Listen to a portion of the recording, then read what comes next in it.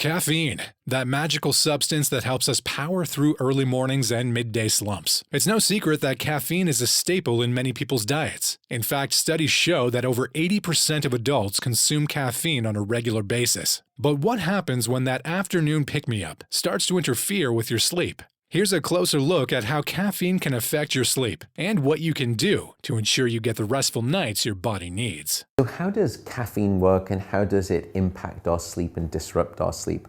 Well, caffeine is a class of drugs that we call the psychoactive stimulants. And I should note, by the way, it's one of the only stimulants that we readily give to our children without too much concern or thought. But caffeine will impact your sleep in a number of different ways. Firstly, because it's a stimulant, it's more likely that you will have difficulty either falling asleep, or if you fall asleep, you may have difficulty staying asleep, that it will wake you up, and then it's harder to get back to sleep. That's the first problem with caffeine. The second one is something that many people don't understand about caffeine, which is that its duration of action is much longer than you may expect. Caffeine has what we call a half-life of 6 hours, but it has a quarter life of 12 hours. In other words, if you have a cup of coffee at noon, then a quarter of that caffeine is still in your brain at midnight.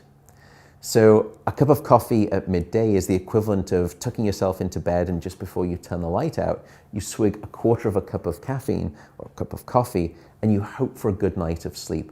And that rarely happens. The third thing about caffeine is that it will actually block your deep sleep.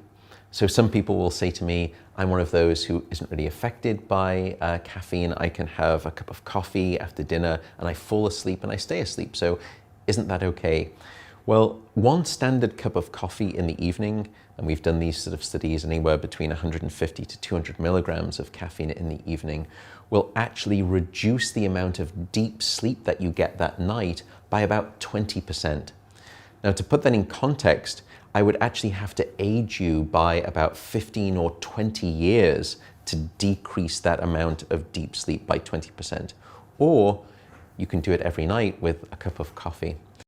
Of course, everyone's body is different, and some people might be more sensitive to caffeine than others. But as a general rule, it's a good idea to avoid caffeine in the hours leading up to bedtime. If you're someone who struggles with falling or staying asleep, it's especially important to be mindful of how much caffeine you're consuming and when. Try swapping your afternoon cup of coffee for a decaf option, or switch to a non-caffeinated tea like chamomile or peppermint. And if you do need a caffeine boost later in the day, try to stick to a smaller amount or opt for a lower caffeine beverage like green tea. At the end of the day, getting a good night's sleep is crucial for balanced and healthy lifestyle. While caffeine might be a beloved part of your daily routine, it's important to be aware of its potential effects on your sleep. By being mindful of your caffeine intake and timing, you can ensure that you're setting yourself up for the best possible rest.